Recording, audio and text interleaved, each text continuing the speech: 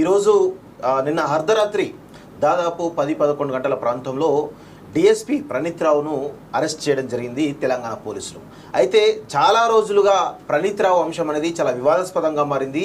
Phone tapping అంశం ఏదైతే ఉందో ఆ ఫోన్ ట్యాపింగ్ అంశం కూడా చాలా పెద్ద ఎత్తున చర్చకు దారితీస్తూ ఉంది. అది ఇప్పుడు కాదు అప్పుడు కాదు, గత 2-3 సంవత్సరాల క్రితమే పసిగట్టినటువంటి రేవంత్ రెడ్డి ప్రభాకర్ రావు ఆధ్వర్యంలో జరుగుతున్నటువంటి ఆపరేషన్ పైన తెలుసుకున్నటువంటి రేవంత్ రెడ్డి ఆ రోజే ఆనాడే ప్రభాకర్ రావుకు వార్నింగ్ ఇవ్వడం జరిగింది. అయితే రీసెంట్గా జరిగిన ఎన్నికల్లో ముఖ్యమంత్రిగా బాధ్యతలు చేపట్టడంతో ఈ అంశం పైన చాలా సీరియస్గా ఆయన చర్యలు చేపడతాం తెలుస్తూ ఉంది. దానికి సంబంధించి పంజాగుట్ట ఠాణా పోలీస్ మొత్తాన్ని కూడా ప్రక్షాళన చేసిన తర్వాత ఈ ప్రణీత్ రావు అంశం ఏదైతుందో హార్డ్ డిస్క్లను ధ్వంసం చేయడం కావచ్చు, వివిధ సెక్షన్ల కింద ఆయన పైన కేసు నమోదు చేయడం కావచ్చు, చాలా ఫాస్ట్గా ఈ కేసు అయితే మూవ్ అవుతున్నట్టు తెలుస్తోంది. దానిలో భాగంగానే ఈరోజు రిటైర్డ్ ఆఫీసర్ ఎవరైతే ఉన్నారో ప్రభాకర్ రావు, ఆయన రిటైర్ అయిన కొన్ని 2-3 రోజుల్లోనే మళ్ళీ ఆయన యొక్క సర్వీస్ని ఎక్స్టెన్షన్ చేయడం, ఆయన తీసుకొని ఎస్ఐబి చీఫ్గా కావచ్చు లేకపోతే పలు కీలకమైనటువంటి పదవుల్లో నియమించి చాలా పెద్ద ఎత్తున ఈరోజు ప్రతిపక్ష నాయకుల ఫోన్లను కావచ్చు, ప్రశ్నించే మాలాంటి గొంతుకుల ఫోన్లను కావచ్చు, అదేవిధంగా బీఆర్ఎస్ పార్టీలో ఉన్నటువంటి కీలకమైనటువంటి మంత్రులు ఎమ్మెల్యేల ఫోన్లను కావచ్చు, అదేవిధంగా కల్వకుట్ల కుటుంబంలో ఉన్నటువంటి వాళ్ళకు సంబంధించినటువంటి బంధువులను మొత్తంగా ట్యాప్ చేసినట్టు చాలా కీలకమైనటువంటి విషయాలు వెలుగుకు వస్తున్నాయి. దానిలో ముఖ్యంగా సంతోష్ రావు సంబంధించినటువంటి వాళ్ళ వైఫ్ ఫోన్ ట్యాప్ చేసినట్టు తెలుస్తోంది. అదేవిధంగా కవిత హస్బెండ్ ఫోన్ ట్యాప్ చేసినట్టు తెలుస్తుంది. అదేవిధంగా హరీష్ రావు భార్య ఫోన్ కూడా ట్యాప్ చేసినట్లు మనకు అందుతున్నటువంటి సమాచారం మిత్రులారా. సో ప్రణీత్ రావు చుట్టూ ఆల్రెడీ ఉచ్చు బిగించింది. ఆల్రెడీ ఈయన ఇప్పట్లో దీనిపైన ఈ సెక్షన్లతోటి యాక్చువల్లీ జనరల్ ఫోన్ ట్యాపింగ్ చేయాలంటే ఒక టెర్రరిస్టులకో లేదంటే మావోయిస్టులకు సంబంధించినటువంటి సమాచారం తెలుసుకోవడానికి కేంద్ర హోంశాఖ అనుమతి తప్పనిసరిగా తీసుకున్న తర్వాతనే ఫోన్ ట్యాపింగ్ చేయాల్సిన పరిస్థితి ఉంది వాస్తవంగా. సో కానీ అలా కాకుండా ఈసారి కేసీఆర్ అందుకే కేసీఆర్ అనే వారిని ఎవరు కూడా ప్రజలు నమ్మే పరిస్థితి కనబడతలేదు. ఈ ఫోన్ ట్యాపింగ్ అంశం అనేది చాలా పెద్ద అంశం. ఇది మన ప్రజాస్వామ్యానికి చాలా పెద్ద థ్రెట్గా మనం చూడాలి వాస్తవంగా. సో ఒకసారి చూడండి, ప్రణీత్ రావును సిరిసిల్ల అదుపులోకి తీసుకున్న పోలీసులు. సిరిసిల్ల పట్టణం శ్రీనరకల్లో అద్దె ఇంట్లో నివాసం ఉన్న ప్రణీత్ రావు, మాజీ డీఎస్పీ ప్రణీత్ రావుపై దర్యాప్తు మొదలుపెట్టిన పంజాగుట్ట పోలీసులు. సిరిసిల్ల హెడ్ క్వార్టర్స్లో ఉన్న ప్రణీత్ రావును అదుపులోకి తీసుకున్న పంజాగుట్ట పోలీసులు. ప్రణీత్ రావు సస్పెండ్ తర్వాత సిరిసిల్ల హెడ్ క్వార్టర్ వదిలి వెళ్లొద్దంటూ ఉన్నతాధికారుల ఆదేశం. అదుపులోకి తీసుకున్న తర్వాత ప్రణీత్ రావును అరెస్ట్ చేసి పంజాగుట్ట పోలీస్ స్టేషన్కు తీసుకుపోన్న పోలీసులు అంటూ నిన్న అర్ధరాత్రి పెద్ద ఎత్తున వైరల్ అయినటువంటి విషయం కనబడతా ఉంది. దానికి సంబంధించినటువంటి చీఫ్ సెక్రటరీ అనుమతి లెటర్తో సంబంధించిన టెలికాం సర్వీసులు ఎస్ఐబికి ఒక లింక్ అందిస్తాయి.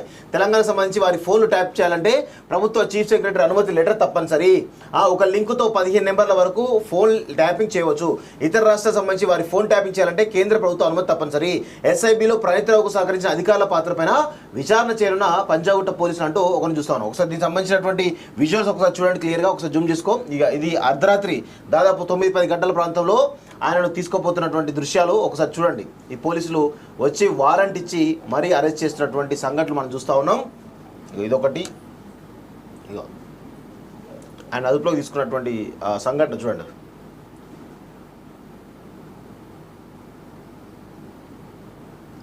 ఇట్లా మొత్తానికైతే ఆయనను చాలా పెద్ద ఎత్తున అరెస్ట్ చేయడం, ఈ తర్వాత కేసీఆర్కు ఇది చాలా పెద్ద దెబ్బని చెప్పొచ్చు వాస్తవం చెప్పాలంటే.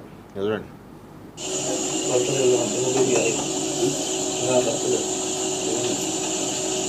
తెలుసు ప్రణీత్ రావుకు తెలుసు నన్ను అరెస్ట్ చేస్తారు అనే విషయం తెలుసు.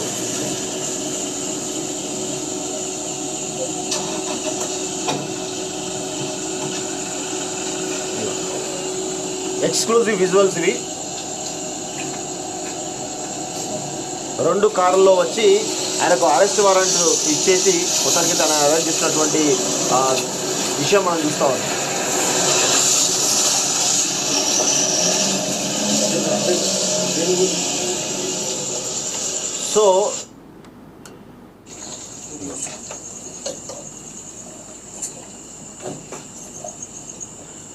సో ఇట్లా ప్రణీత్ రావును అరెస్ట్ చేయడం, ఇక ఇవాళ నాకు తెలిసి కోర్టులో సబ్మిట్ చేసేసి ఆయనను విచారణ కస్టడీలోకి తీసుకొని విచారించేటువంటి అవకాశాలు అయితే బలంగా కనబడుతున్నాయి మనకైతే తెలుస్తూ ఉంది.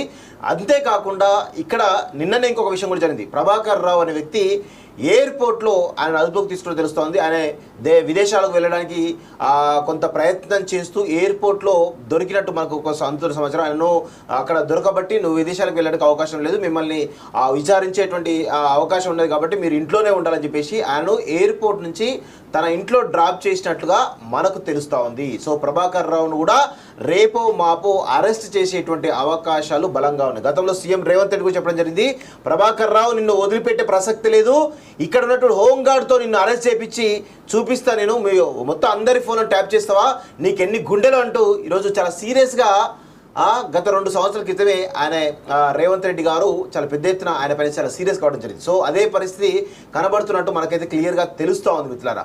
సో మొత్తానికైతే ఇటు ప్రణీత్ రావు అంశం కావచ్చు లేదా ప్రభాకర్ రావు అంశం కావచ్చు, ఈ రెండు కూడా వీళ్ళిద్దరు అరెస్ట్ అయితే కనుక ఖచ్చితంగా కల్వకుంట్ల కుటుంబంలో కీలకమైనటువంటి వ్యక్తులు కూడా ఇందులో మరి వాళ్ళు కూడా ఇరుక్కునే అవకాశం అయితే కనబడుతుంది. దానిలో ముఖ్యంగా సంతోష్ రావు పాత్ర చాలా అధికంగా ఉన్నట్టు తెలుస్తోంది. ఎందుకంటే సంతోష్ రావును చాలా కీలకంగా ఆయనను అరెస్ట్ చేయడానికి ఇటు టానిక్ స్కామ్ ఒకటి ఉంది, ఇది టానిక్ లిక్కర్స్ సేల్ సంబంధించినటువంటి 100 కోట్ల ఎగవేతకు సంబంధించినటువంటి స్కామ్ ఒకటి ఉంది. అదేవిధంగా నిన్న దాదాపు 22 ఎకరాల నిషేధిత భూములను కూడా తన బంధువులపైన తన వారిపైన ఎక్కించుకున్నటువంటి దాఖలా కనబడతా ఉన్నాయి. అదేవిధంగా ఈ యొక్క ఫోన్ ట్యాపింగ్ అంశం, ఈ 3 అంశాలు కూడా ఈరోజు సంతోష్ రావును ఇరుకున పెట్టేలా కనబడతా ఉన్నాయి వాస్తవంగా.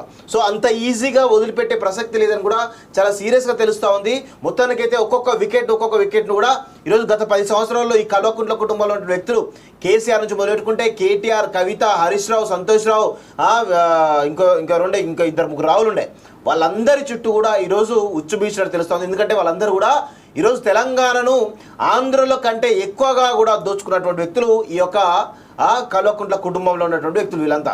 అందుకే తెలంగాణ ప్రజల్ని కావచ్చు, నాయకులు కావచ్చు, మీడియాను కావచ్చు, అన్ని వ్యవస్థలు కూడా తన గుప్పిట్లో పెట్టుకొని నిర్బంధించడం కావచ్చు, ఒత్తిడిలో పెట్టేసి ఈరోజు పెద్ద ఎత్తున వాక్ స్వాతంత్రాన్ని కానీ స్వేచ్ఛను కానీ హరించినటువంటి ఒక విషయం మనం చూసాం గత 10 సంవత్సరాలుగా. సో ప్రజలు ఈ దేశ ప్రజాస్వామ్యం ఎంత బలమైనదో, ఎంత నిజాయితీ గలదో ఈరోజు మనం చెప్పగలం. ఈరోజు ప్రజలు కూడా స్వేచ్ఛగా ఓట్లు వేసుకునేటువంటి హక్కు మనకిచ్చింది ఈ భారత రాజ్యాంగం. ఆ ఓటు హక్కుతోనే ఈరోజు అవినీతి కేసీఆర్ ప్రభుత్వాన్ని కూలదోసి ఈరోజు మరొకరికి అవకాశం ఇవ్వడం జరిగింది. సో చూడండి, ఎవరైనా కానీ అధికారం ఉంది కదా, నేను ఈ రాష్ట్రానికి రాజును కదా అనుకుంటే పొరపాటు. ఎందుకంటే ఎప్పటికైనా కానీ ఈ భారత రాజ్యాంగం అనేది సామాన్యులకు అదేవిధంగా మంచి చేసే వాళ్ళకు హక్కును చేర్చుకుంటుంది. ఇలాంటి ద్రోహం చేసే వాళ్ళను ఖచ్చితంగా బొంద పెడుతుంది అనే విషయం కూడా గుర్తుపెట్టుకోవాలి మిత్రులారా. ఒకసారి వెలుగులో ఒక న్యూస్ రావడం జరిగింది, ఒకసారి దాన్ని కూడా చూసేటువంటి ప్రయత్నం చేద్దాం మిత్రులారా. చూడండి, మాజీ డీఎస్పీ ప్రణీత్ రావు అరెస్ట్, సిరిసిల్లలో అదుపులోకి తీసుకున్న పోలీసులు, హైదరాబాద్కు తరలింపు, నేడు కోర్టులో ప్రొడ్యూస్ చేయనున్న పోలీసులు అంటూ ఒకరిని చూస్తాం. ఫోన్ ట్యాపింగ్ కేసులో ప్రధాన నిందితుడు ఎస్ఐబి మాజీ డీఎస్పీ ప్రణీత్ రావును మంగళవారం రాత్రి పోలీసులు అరెస్ట్ చేశారు. రాజన్న సిరిసిల్ల జిల్లాలోని ఆయన నివాసంలో అదుపులోకి తీసుకున్నారు. రాత్రి హైదరాబాద్ తరలించారు. పంజాగుట్ట పోలీస్ స్టేషన్లో స్టేట్మెంట్ రికార్డ్ చేసిన అనంతరం బుధవారం ఆయన ఉదయం నాంపల్లి కోర్టులో హాజరుపరచనున్నారు. ఈ కేసులో పంజాగుట్ట పిఎస్లో ఆదివారం ఎఫ్ఐఆర్ నమోదైన సంగతి తెలిసిందే. ఎస్ఐబి లాగర్ రూమ్లో హార్డ్ డిస్క్ ధ్వంసం చేసిన తర్వాత నుంచి ప్రణీత్ రావు పక్కా ప్లాన్తో వ్యవహరించినట్టు తెలిసింది. గత నెలలో రాజన్న సిరిసిల్ల జిల్లా డీజీఆర్బీలో రిపోర్ట్ చేశారు. ఆ తర్వాత అక్కడ జాయిన్ అయిన 2 రోజులకే సిక్ లీవ్ పెట్టినట్టు సమాచారం. సస్పెన్స్కు వారం రోజుల ముందు నుంచే డీసీఆర్బీకి వెళ్ళలేదని తెలిసింది. ఈ క్రమంలోనే పోలీసుల నుంచి తప్పించుకు తిరుగుతున్న ప్రణీత్ రావు ఇంటి వద్ద పోలీసులు నిఘా పెట్టారు. మంగళవారం రాత్రి ప్రణీత్ రావు ఇంటికి వచ్చిన విషయం గుర్తించి దాడి చేసి ఆయన అరెస్ట్ చేశారు. ఆయన వద్ద ఉన్న సెల్ ఫోన్లు సీజ్ చేశారు. స్థానిక పోలీసులకు సమాచారం ఇచ్చి ప్రణీత్ రావును హైదరాబాద్కు తరలించారంటూ ఒకరిని చూస్తా ఉన్నాం. సో రాసి పెట్టుకోండి, కల్వకుంట్ల కుటుంబాన్ని అంత ఈజీగా రేవంత్ వదలడు, అదేవిధంగా సెంట్రల్ ఉన్నటువంటి కేంద్ర ప్రభుత్వం కూడా వదిలే ప్రసక్తి లేదని కూడా స్పష్టంగా మనకు తెలుస్తా ఉంది మిత్రులారా. ఎందుకు అంటే వీళ్ళు చేసినటువంటి అరాచకాలు, అక్రమాలు అంతా ఇంతగా వాస్తవంగా చాలా పెద్ద విషయాలు ఈరోజు కనబడతా ఉన్నాయి. ఈరోజు చాలా పెద్ద అంశాలు కూడా ఈరోజు తెర మీదకి వస్తున్నటువంటి సంఘటన మనం చూస్తూ ఉన్నాం. బిఎల్ సంతోష్ లాంటి వాళ్ళని ఇరికిచ్చినటువంటి సందర్భాలు వాళ్ళు భారతీయ జనతా పార్టీ గుర్తుపెట్టుకుంది. అందుకే బీఆర్ఎస్ బీజేపీ పొత్తులో భాగంగా ఈరోజు వాళ్ళు ఒక ప్రపోజల్ తీసుకపోతే ఆ ప్రపోజల్ అక్కడికక్కడే ఈరోజు వాళ్ళు తిరస్కరించడం జరిగింది. సో అందులో చూస్తున్నట్లయితే ఇటు కేంద్ర ప్రభుత్వం కానీ ఇటు రాష్ట్ర ప్రభుత్వం రెండు కూడా ఈరోజు కేసీఆర్కు పెద్ద ఎత్తున దెబ్బను కూడా చెప్పవచ్చు వాస్తవంగా. సో ఇది ప్రణీత్ రావు సంబంధించినటువంటి అంశం. గుర్తుపెట్టుకోండి, ప్రణీత్ రావు అరెస్ట్ కావడం జరిగింది నిన్న అర్ధరాత్రి.